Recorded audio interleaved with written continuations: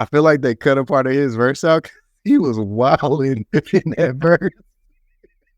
All right, welcome back to Banner Talk Hip Hop, and today we're about to review the 5 years long awaited Travis Scott's Utopia. Eddie's favorite episode today. But first I do want to start it off with Eddie, because Eddie actually got to go and see the movie the night that it dropped. That was Thursday night, right before the album dropped. And if you could just kind of take us through what you saw in the movie and how that affected like the first listen, just coming out of the theater and being able to throw the album on and everything. So like I didn't know what to expect from the movie. I didn't know if it was gonna be like a live concert or what. But I mean, I don't know if you guys know, but it was made by A24, I believe. That's the company. They're the ones that make they're the production company that's like killing it right now. It just starts off with him. It almost seems like he's like with he's like in Africa, and he's with like a tribe, and he's riding on a bus full of like people. And the intro of the album is how the movie starts. And he's just kind of like just cruising on the bus, and then it's almost like the movie's almost like a journey of him trying to find what like Utopia is. Because then like towards like, you know, he gets off that bus, he starts walking, he goes into a house, and then he goes into like a backyard, and then that Rick Rubin is just like sitting there, just silent, and then he takes off some of the clothes that he has on, and he sits there, and it's like silence, and then it keeps going and then like it goes into like a different scene of him playing another song from the album. So like Monster Jam, it's of him just being a DJ, and a bunch of people are just vibing. There's like just like different color aspects to the scene, and he's just playing the album or playing the song. And then it keeps kind of going back to the scene with him and Rick Rubin, and they're just kind of talking about like what Utopia is, what is he looking for, things of that nature. And it's kind of hard to describe, because it's like he's taking you through a journey. It's just different scenes. Towards the end, he's just in like what it looks like a coliseum, and he's just playing songs like from the album. But he keeps going back and forth to him and Rick Rubin. He keeps going back to like the first couple of songs. They're just like snippets, but he's just kind of like rapping. So it's almost like a piece of art that's like you can't really describe it. It seems like it's like his version of Utopia, and he's trying to take you through different parts of his mind, almost in a sense, like almost like how he made this album. So it's an hour and 15 long. He pretty much plays every single song from the album. I feel like only a couple, like the one with Drake, that wasn't on there, I don't believe. And I guess it's a big giant music video. That's the best way I can describe it. It's a big giant music video. You know how some music videos are just random? It's a big giant artistic music video. That's the best way I can describe it. So was it full songs or just snippets? Some of them were full songs, some of them were snippets, and he would go back to the original songs and play snippets again. And then we saw the movie at like 7:45. So by the time we got out, the album had already dropped. So I don't know, like I think because I was vibing to the movie so much that I already kind of expected like, okay, this is probably what the album's going to sound like. And so because I like the songs from the album, I don't know if the visuals played an effect. I don't think they did, but I can see some of the visuals from the movie playing a huge part in how people interpret the album when they hear it.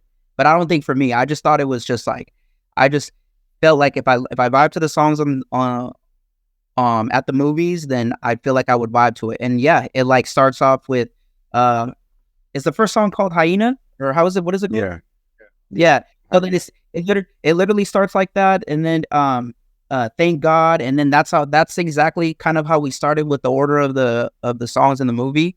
But driving home and listening to the album just kind of took you into the mind of what he was thinking. I feel like when he was developing that. But the best way I can describe it is a huge artistic music video, an hour, 15-minute long. That's the best way I can describe it, man. And the end is probably like, it's mainly one big scene of him being at a coliseum. It looks like a coliseum, and he's climbing up these things. He's walking up the grass, and it's just song after song after song. So that's the best way I could describe it. But for sure, I feel like people have to see it to interpret for themselves the kind of vibe that they get off the movie. Yeah. So you would recommend watching it? 100%, 100%. I didn't know what to expect, so it's not like it exceeded my expectations, but it just kind of showed me, for him to team up with a production company like A24, just kind of showed me like the vision, you know? I feel like, for example, like, you're not going to get bars from Travis Scott, but what you will get is insane production. Almost how like EDC gets put on. Like, Insomniac Events just puts on crazy production. And I feel like that's what you get from Travis. Like, you're just going to get unreal production. You're going to get a picture painted in your mind throughout the album. So, I mean, that, like, I would highly recommend people watch it whenever it drops. Yeah, that's dope. I didn't really see a lot of people, like, I didn't even know up until maybe like the day before that he was even doing something like that. So that's dope that you caught it. I didn't really see a lot of people catching it, but I would expect that it adds to the experience for sure. Yeah, and it was only one night. A lot of the AMCs only had one showing. I was trying to find ones near my house. And then we ended up driving all the way to fucking La Puente, which was like 30 minutes from us, you know? So yeah. They had showings there, but it was pretty much all sold out. All right, yeah, so that's dope. That's dope. So let's just get right into our topics here, which we're gonna remain consistent with the last with Magic 2. So I would just want to go over like our initial thoughts, like just our initial overall thoughts, you know, what we thought of the album. And I guess I could take it first since Eddie already spoke. My initial thoughts after hearing the album is basically just when everybody thought that they were creative, like the rappers and shit, just when y'all thought y'all were creative, he like, here comes Travis. And there's like few people that we have in the game today in music in general that can put out an album like that, and where you can kind of see he cares about his craft and he takes that shit like he's, you know how some artists say like, I'm sensitive about my art, like Travis really cares about his craft. And you can just hear the vision coming through the music. And he's not the most lyrical person, like you said, but it just, his albums are experiences. I can only think of somebody like Kendrick or like Tyler, the Creator, in hip hop on that stage or that level of mainstream that can put out albums like this, that can put you into that zone where it's kind of like a movie, you know, or like a feeling. And that's just really what I got from listening to it, as far as like my initial thoughts before I started to dig deeper into the production and the artistry. What did you think, Jason? I agree with a lot of things you said. You know, like, I guess they're saying like Utopia is not what you think. I feel like that message kind of lingered throughout the album with we'll build more on that.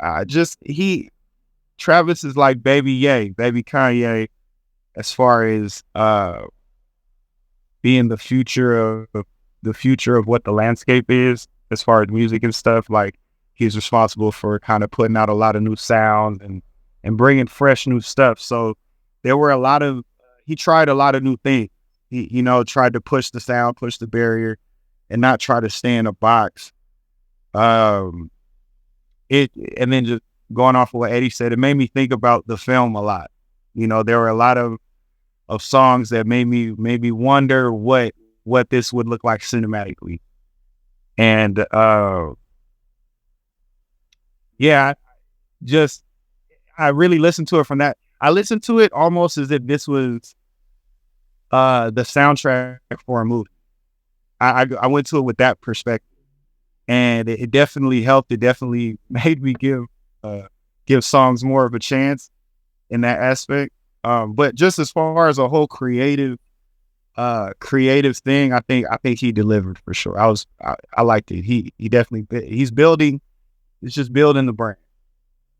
Yeah, it's more of a creative experience than it is, a hip hop album. I think that's what he's shooting for.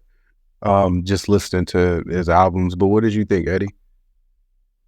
I mean, to be honest, man, I did not think Astroworld to me was already pretty great in its own right, but I did not expect him to create a similar sound like Astroworld, but to take it even further. There are a lot of elements between Astroworld and Utopia that are very, very similar, especially the production, but it's almost as if Astroworld, Yeezus, and 808s and Heartbreaks had a baby and created Utopia. I mean, it's crazy to think because I did have kind of somewhat low expectations. I felt not low, but I didn't have super high expectations. I felt like there was going to be songs that I really, really vibe to.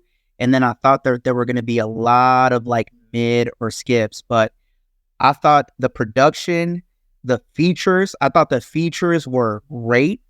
And where they were placed and who they were, I thought they were great. And again, he did it again with a freaking 19-song album. That's wild to me that he could go from top to bottom and keep the album, keep you fully engaged in the album. I really it doesn't feel like 19. It really doesn't. But yeah, not only that. Yeah. No, sorry, I don't mean to cut you off, but I was gonna just mention not only is it 19, but how many beat switches are there? So it's there's so many. That's why. It feels like even longer than 19, but it doesn't feel like it's that long of an album. Yeah, that's why it's crazy because the beat switches on Yeezus, there was quite a few of them, but to have that many productions or beat switches, and I felt like Jason said, I forgot what exactly Jason said about the version of Utopia, but I felt like in this album, it was whatever Utopia is to you, that's Utopia. There's no one singularity of Utopia, and I felt like he was trying to really portray that in that album. Yeah. Eddie, there's one thing. So granted that it's been 5 years since he's dropped. There was a movie that's come out for it. Why weren't your expectations that high? Because all of Travis's albums have been I don't think Travis has one bad album. And when I say bad, I mean you get what I'm saying, where there's skips. I think all of Travis's albums have been pretty good, if not great, I mean, including Rodeo, which was great. So I guess my expectations weren't that high because of I mean, I feel like every rapper, every hip hop artist goes through that downswing, I feel like they either got to reinvent themselves or they're trying the same thing over and over again. And it just doesn't resonate with the audience as well. But I mean, I know one of the topics that we're going to talk about later, but dude, this album is as great, if not to me, one of his best work. So that's why, because every artist goes through that, so I mean, it's the same thing when Damn came out, yeah, Kendrick had such a great, with his first two albums, there's a little bit of me inside that says damn, can he really keep this up? Well, I feel you. I feel you. So let's get into the top 5 songs of the album for Utopia. So I'll just keep going first on the topics. I have Utopia Twins, Modern Jam, God's Country, Hyena, and my favorite track is actually Till Further Notice, which is the outro.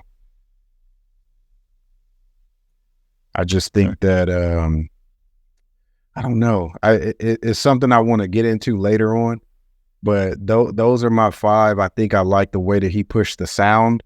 Those are the ones that kind of push his sound a little bit further. It's like that Yeezus feel, and you can just.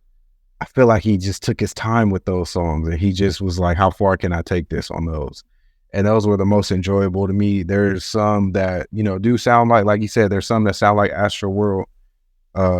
And those are dope as well, but I really enjoyed him pushing his sound to like a new height. I think those are the ones that caught my attention. Mine is Utopia Twins. That's kind of like that's a typical Travis banger, but like that shit goes so hard. I couldn't leave that off my top 5. What do you guys? Jason, what do you got? What Fiend, nigga, that shit crazy.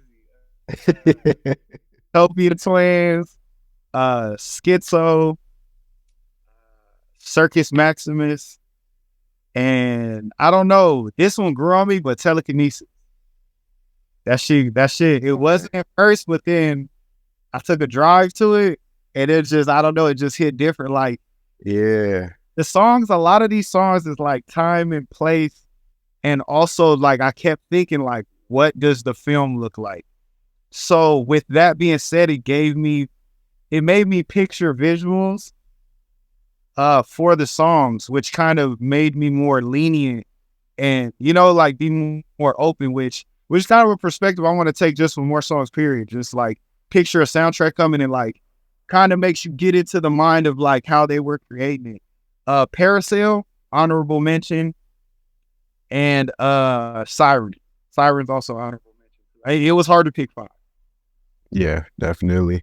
And yeah, when we get a little bit later, I think listening to it in different at different times or like different situations kind of give you a different perspective on the song. And that's what I like about Travis is it's an experience. So however you experience it, that's how it's going to make you feel. And not all artists can create something like that, to where my experience listening to him is going to be different than yours or Eddie's. Everybody's going to have a different experience depending on what's going on. But Eddie, what's your top 5? My top 5, I mean, you stole that one. Till Further Notice is my favorite song on the album. That's also why I felt this album so great, because how many times is the last song on the album like the best one on there? So Till Further Notice, and I've already loved this song because you could only find it on YouTube, Lost Forever. My gosh, like he changed it up on the album because there isn't a beat switch on the original, like the one on YouTube. It just keeps going with that little, melody of the song. But which is far. Yeah. Which I honestly, I wish he would have kept it the original way, because the beat switch at the end threw me off a little bit. But Lost Forever, Till Further Notice, Modern Jam, Circus Maximus, huh? Modern Jam. Yeah, that's what the song said too. Yeah. Modern Jam, and then and then Utopia Twins are probably my top 5. So Till Further Notice, Utopia Twins, Circus Maximus, Lost Forever, and Modern Jam. Yeah. Jason, did you not like that? I heard on, if God's Country originally had Kanye, if he would have left Kanye on there, it would have probably been my favorite, because I heard Kanye snippet, and man, did that shit go. God's Country is fire. It was a little like, even for the group, it was like he kept it, the rapper in me felt like he kept it like too simple, So it's like with the beat, it's fire song, but then and it's just a one verse, right? Is it just, it's one, God's Country is just one verse without the Kanye? So. Little Mo on it. So it's like, Yeah. but Modern Jam made me think about the film. Like, I'm like, this is a film track. Like, there's a party happening. There's something going on. And then when I heard Eddie say that it's like he's DJing, and it's like, you know what I mean? Like, it's kind of like, okay, maybe just instead of being like, nah, I'm not feeling it, maybe be like, what was he trying to, what image was he trying to show here? And Yeah. I actually posted that. I posted that clip on my story, where he's DJing and there's just a bunch of people like just like vibing and stuff. I posted that Modern Jam as on my story. Yeah, I saw that. yeah. Yeah, so let's get into the top 5 production on the album. I think this might be the hardest part. I think this is harder than the top 5 songs for me Nah, this is because easy, the bro. production. The production on here is insane, and it's so many songs too, where, like you said, with what's the one, the Alchemist one, Lost Forever, where the beat switches, and either I don't like the beat switch or I don't like the second beat, but I like the first beat, or vice versa, or whatever the case may be. But I have Topia Twins. I think that's self-explanatory. That shit just is fire, whether it's headphones or car or whatever. Hyena, and then I've got God's Country, because that's just like hypnotizing low key. The production of God's Country, like, y'all, I wish Kanye would have stayed on it. And then I've got Schizo. I thought Schizo, all of those beats on Schizo, it was like four different beats. He had 3 different beat changes. I thought all those beats was fire. And I feel like they kept getting better as the song went on as well. I just thought that was a dope little concept with it being named Schizo, and with the production switching it so much, because in an album with so many beat switches already, Schizo's like towards the end of the album, and for it to be 4 beat switches on a song where you've already got probably 6 beat switches, for it to not feel like it got old, I think was pretty dope. And then I've got Lost Forever, and that it's that first half, like Eddie was saying, that first half is what catches me. And like Alchemist completely did his thing. People are saying because Lost Forever came out a while ago, maybe like a couple of months prior, but they said if this is what the album sounds like, this shit about to be a banger. And I completely agree with that sentiment. Yeah. Alchemist completely did his thing on that one. And then I've got honorable mentions for Siren and Modern Jam for as far as production go. Modern Jam was the Yeezus beat that he reused. It was supposed to be what was it? Damn, I forgot the song already. I Am a God, which I'm glad Travis got this beat and Kanye went with the beat for I Am a God, because that's one of my favorite songs on Yeezus. And what Travis did with this beat, I think, does it more justice. Yeah. So, Jason, what do you got? Production wise, probably say I like it's different. It's a different feel. Lost Forever for sure. I like the sample work on that one. Schizo, 3 different beats. That's just, I feel like that's a given. You know what I'm saying? Yeah.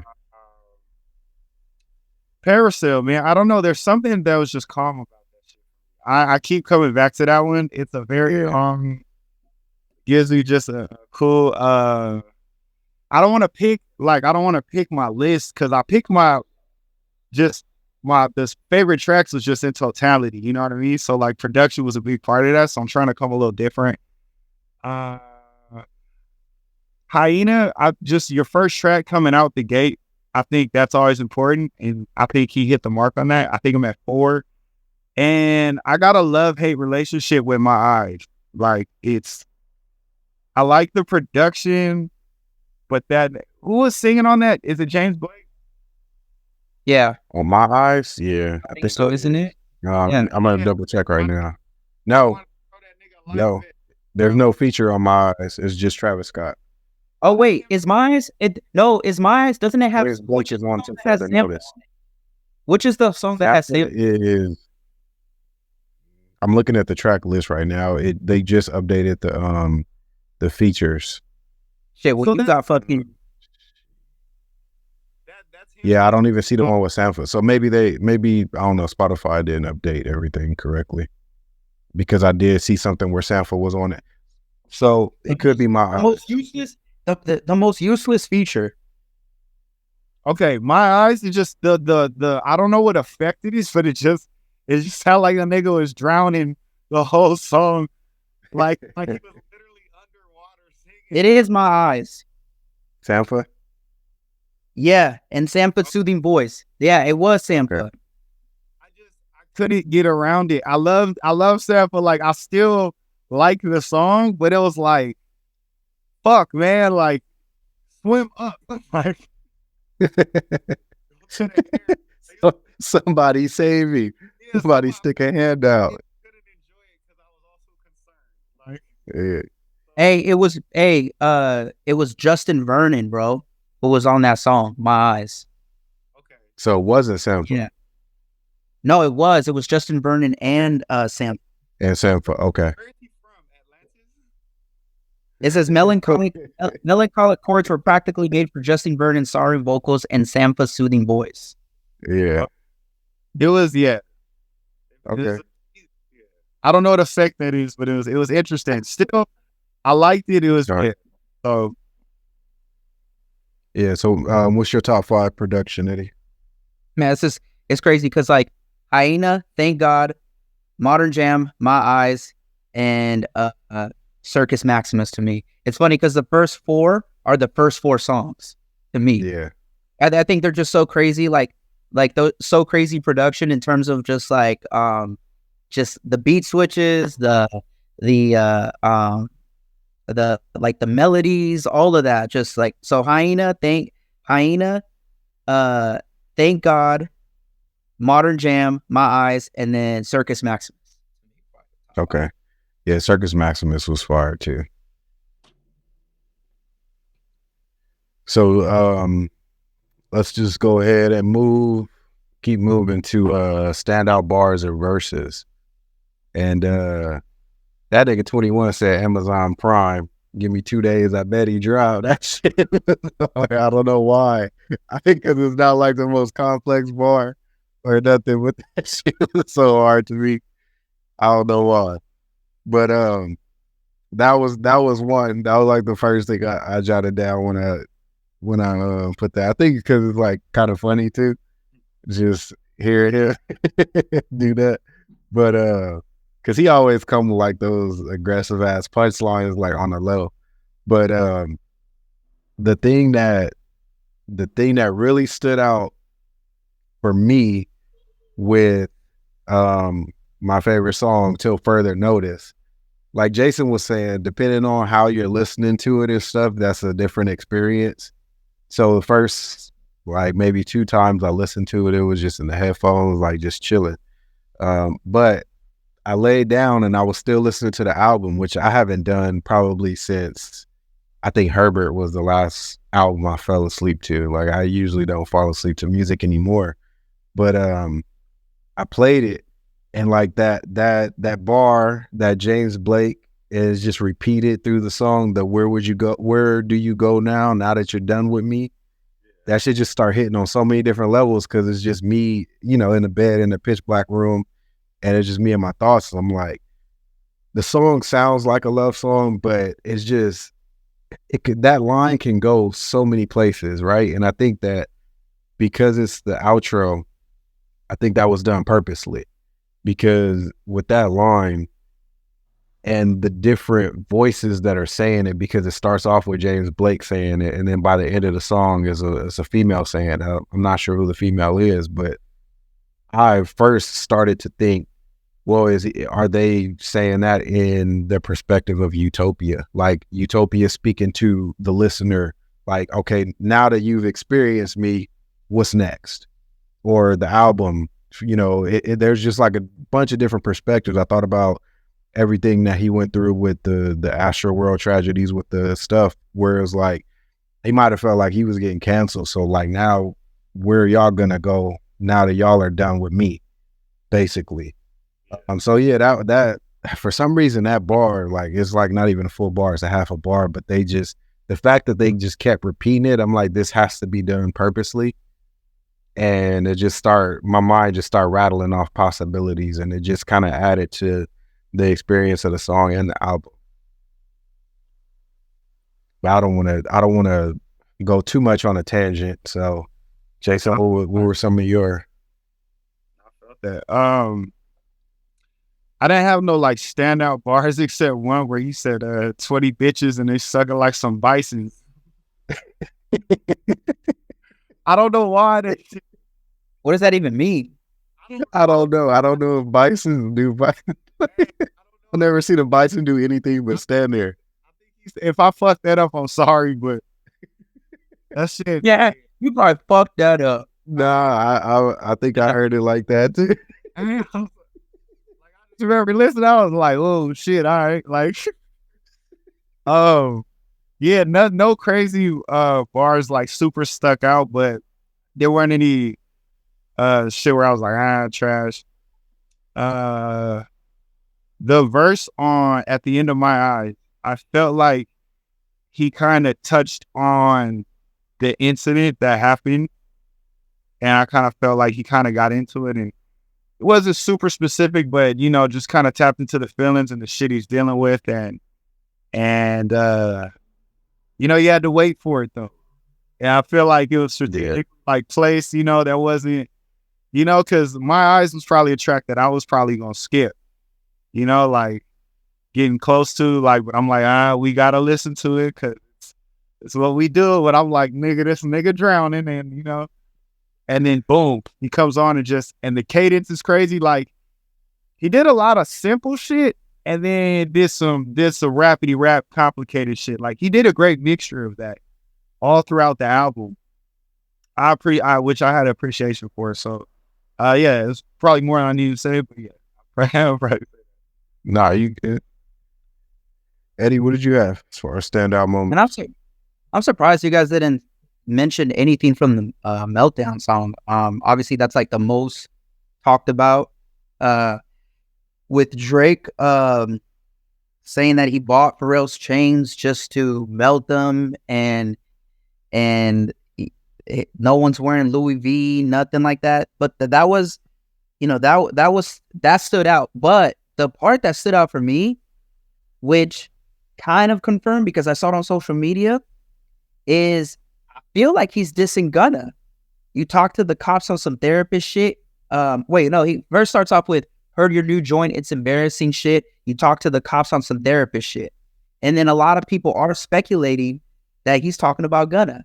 Because in this song, Travis also says free Jeffrey. Yeah. And you know how cool, well, I mean, obviously, like Drake and Thug, and so are Travis and Thug. So, like, I really do feel that's a subtle shot to Gunna. And when he said that, I was like, damn, that shit does sound like he's talking about Gunna, but I didn't think too much of it because then the whole Pharrell and Pusha kind of subtle diss kind of overtook it. But then like a couple days ago, actually yesterday, I saw that, you know, like he may be dissing Gunna, like just, you know, taking his back, you know, but that's probably, and again, like Travis, to me, I don't expect bars from him. I really don't.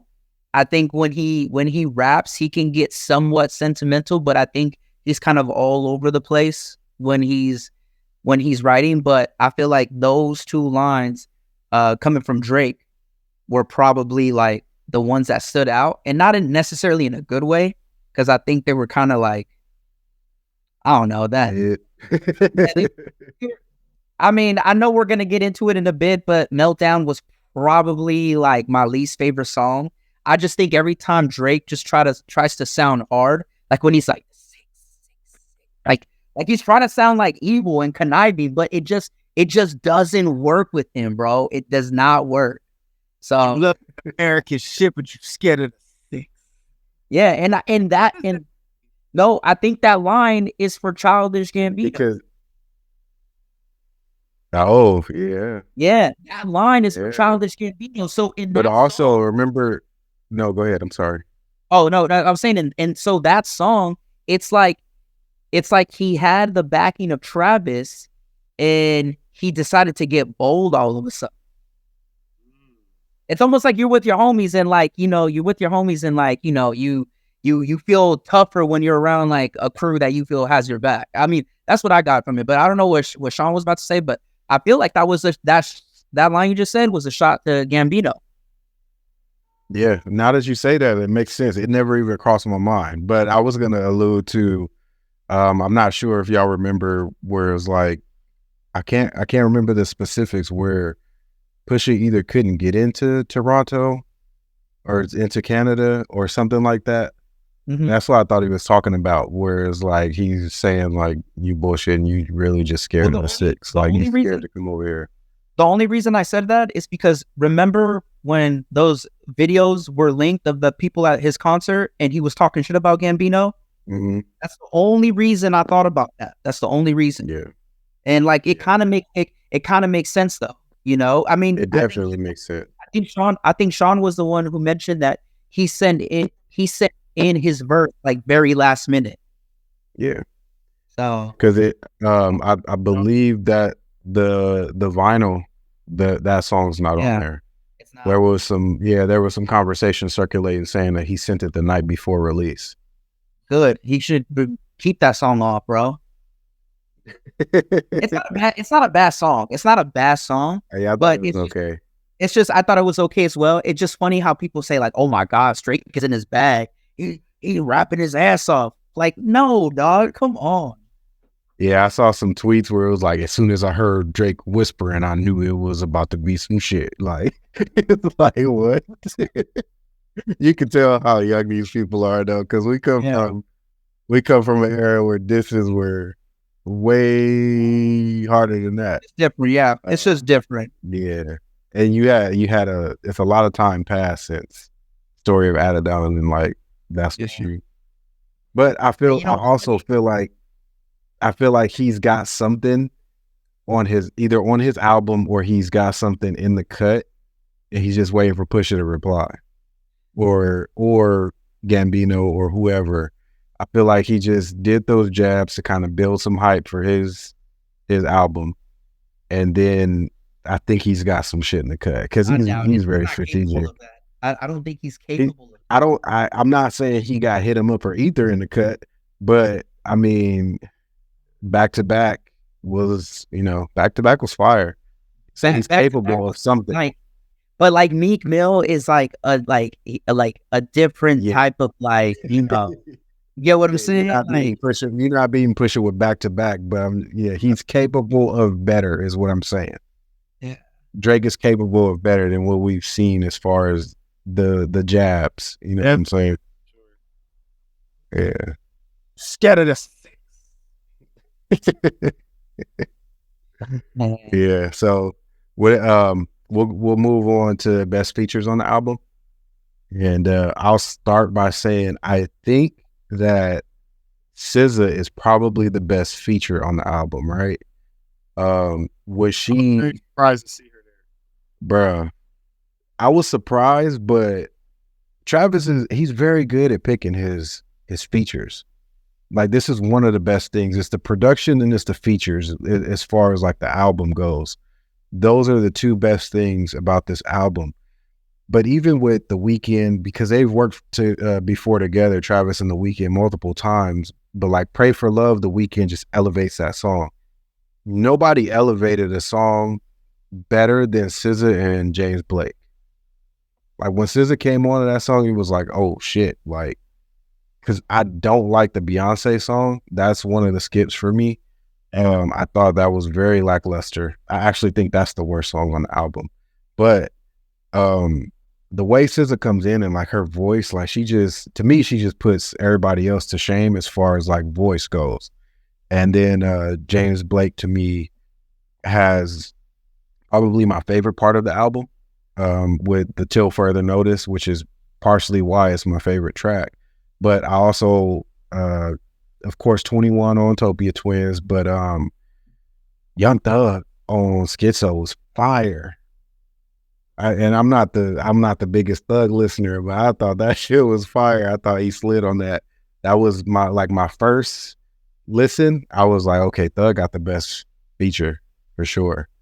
But after giving it some more listens, I think SZA, James Blake, and Thug for sure. What'd you think, Jason? I agree with after you hear your response, I want to agree with you, but bro, that was on Utopia Twins. Yeah. You talking about Route 49?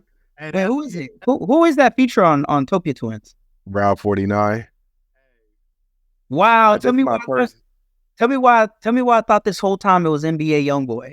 That's what I thought too. I swear I thought it was him too. But Because of New Orleans? Yeah, because of New Orleans reference probably. Yeah, I didn't know.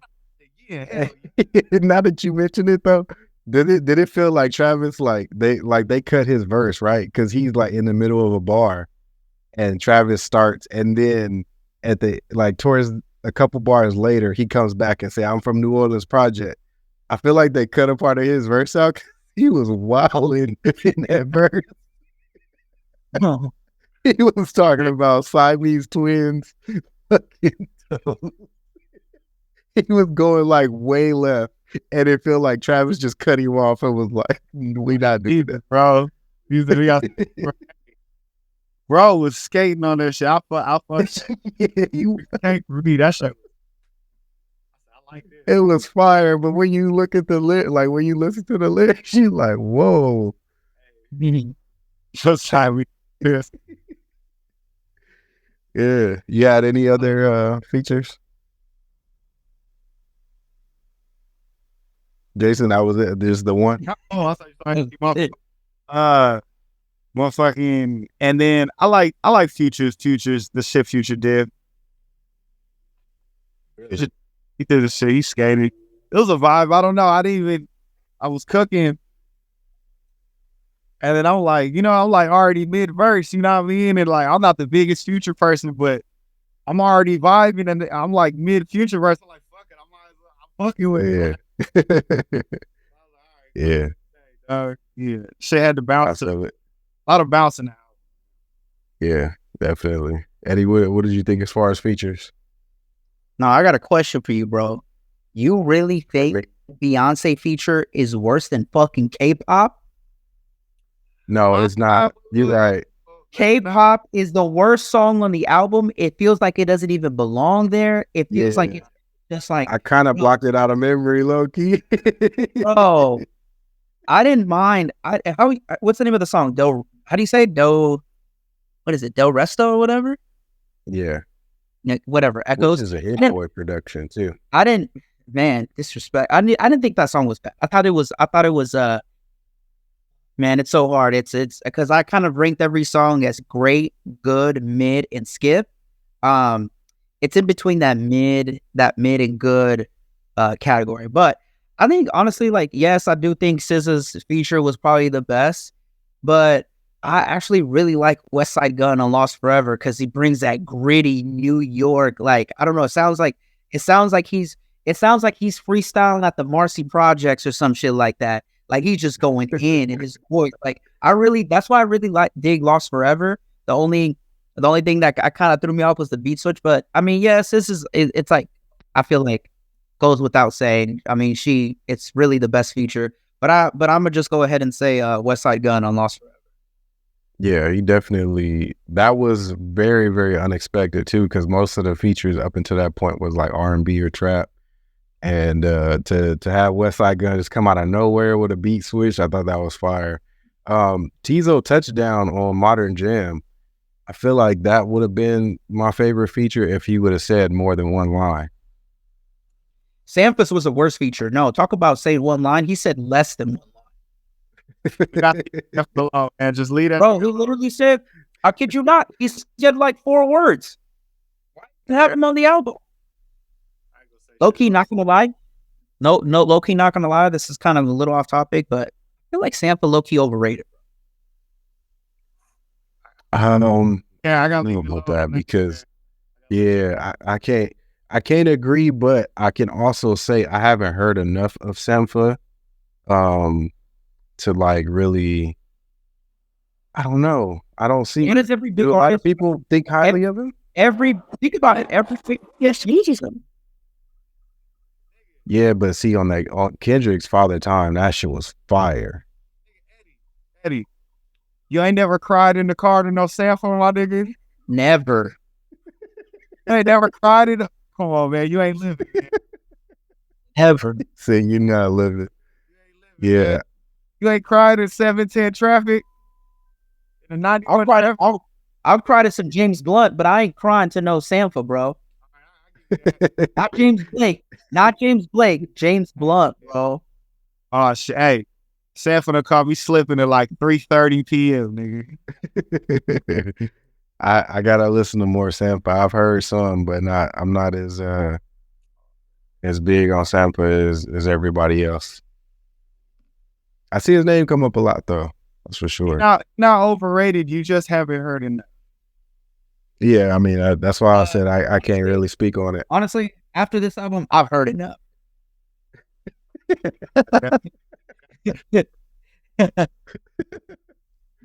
All right, Woody. We'll move on to the standout elements from our perspective, and I think the standout element is basically for any Travis album for me is just like, and this is even more so on Utopia, is that you don't know what's coming next.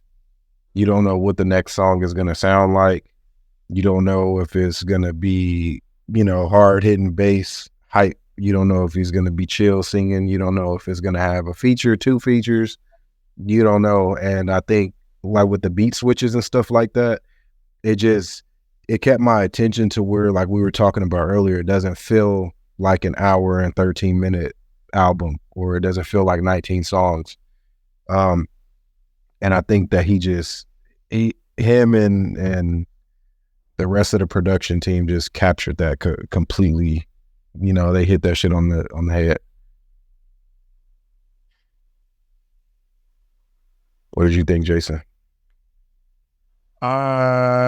Shit, man. That was a really good answer. Standout elements. I think it's the switch ups.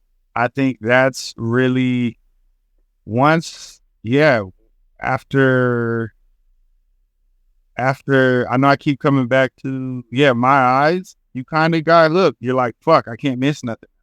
And I gotta ride out every song. I'm guilty of probably skipping a song like or maybe a little too early. So that made me sit still and really ride out this whole album, because like SZA popped up at the end. You feel me? Like shit like that, to where, and then it made me get the whole experience. That's what stood out to me. It's like, okay, this guy found a way to make me sit the fuck down and really just ride this wave. Yeah. About you, Eddie? I think the standout element to me is, if this album has to have one of the best intros and one of the best outros to an album I've heard in recent memory. Like, I feel like the first part of the song, he's like he's introducing you to his world, and then till further notice, it's almost like he's taking you out of this Utopia experience and putting you back into reality. Like, that's how crazy till further notice is. Like, whatever you get out of this album, whatever your experiences, whatever your vibes are, that's like, in a sense, that your perfect world. And the outro is just lifting you out of that element and placing you back into reality. I really do think, I think my favorite part of this album was the intro and the outro of the album. I really, really do believe so. Yeah. That's can't argue with that. That's fire. Hard. But so we'll go into how this album stacks up against the rest of the discography for Travis, and then just throw it a ranking. And then after that, we can go over our final thoughts or whatever the case may be. But I thought as far as stacking this up against the rest of his discography, I do want to say first, I feel like he's building one of the best discographies in music right now. As far as active people, these 4 albums, and I mean some might call it 5 because you have like the tapes, or 6. That you got the tapes before Birds in the Trap and Rodeo. But I would have to say that as far as Utopia, I think I would put it as probably 3 or 4 in the 4 main albums personally. But I also think that going back to the albums, because he's only got 4 and these albums are like experiences, I feel like I feel more nostalgic going back to albums like Rodeo and Astro World more than other artists, because as soon as I hear something, I'm back to whatever that song reminds me. And I feel like over time, this album could do that. But I mean, honestly, I think it might be, honestly, it might be the last one on the list for me right now. But that doesn't mean that it's, just like with the Nas Magic stuff. If I'm gonna throw it a ranking, honestly, I'm looking at like an 8.9 or a 9, which is a high ass ranking. For me, especially, I don't think we've given anything even close to a 9 yet on this channel in the year that we've been kind of reviewing stuff. So, yeah, I think it's sitting around that 9 range, 8.9 to 9 range for me. What about you, Jason? How do you rank this? I feel like I'm kind of doing a little disservice to judging the album because I didn't see the film. I feel Eddie had the full experience to talk about it in its totality. Like an artist creates something, so you want to get the whole spectrum. So, just the album, I have to just talk about it sonically because it's a visual album as well. Sonically, I'd give it. You gave it like an 8. I give it like an 8.5. You know what I'm saying? Did it slap? Yes. Was it creative? Yes. Was it better than Astro World? No. To me, I think it was better. So where do you rank it second on his discography, or where are you putting Rodeo and Birds in the Trap?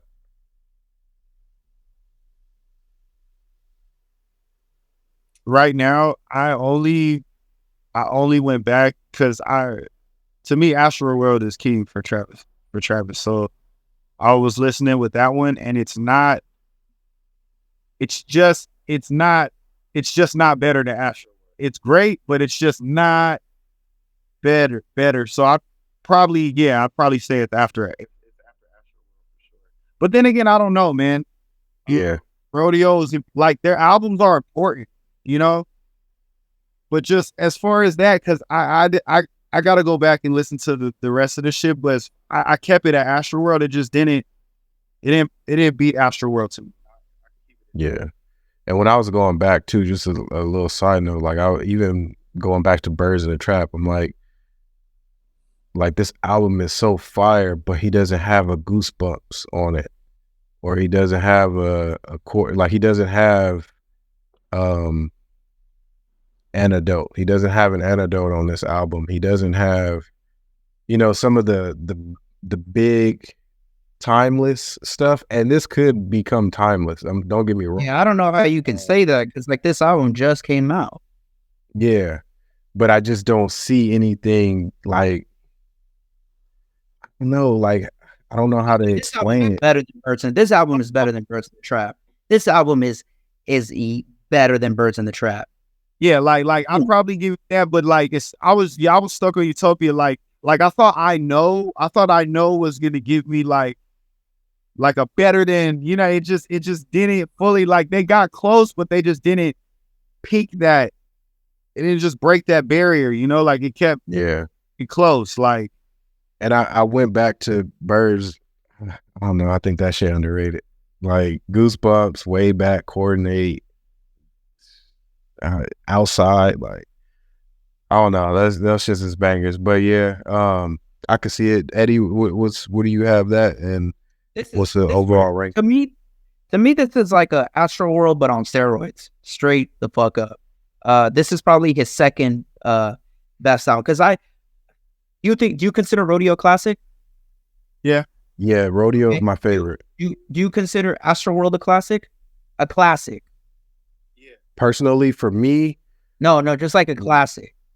Yeah, I think Astro World. I think Astro World did enough to be considered like a hip hop classic. I think Utopia has less skips than Astro World. I personally do as well, but Astro World has higher highs. Yeah, I don't think so, because think about because it's sicko mode. You don't got a sicko mode on there. He don't got a sicko mode, bro. He don't got a 5% tint on there either. But yes, at the same time, Brandon, he don't got 5%. My fucking crazy. He don't got a 5% tint. But I don't know, man. The sound is so different. I think what Eddie is saying. I think this is better than Astro World. I think this album overall, the body of work has less skips. The production is, I think, kind of by far better than Astro World. Astro World was a snippet into this world. Snippet. Yeah. And Utopia just like is basically like the climactic ending to this vision that he was portraying. I think this is for sure better than Birds in the Trap. Definitely. I mean, Rodeo is like, it's his first album. If anything, I would give Rodeo a 9.3. I give Utopia a 9. I give Astroworld an 8.8. It's a fire album. It's an experience. It's kind of what I expected from Travis, but it at the same time, I feel like it exceeded expectations as well. I agree. And we're gonna get out of here on that. Travis.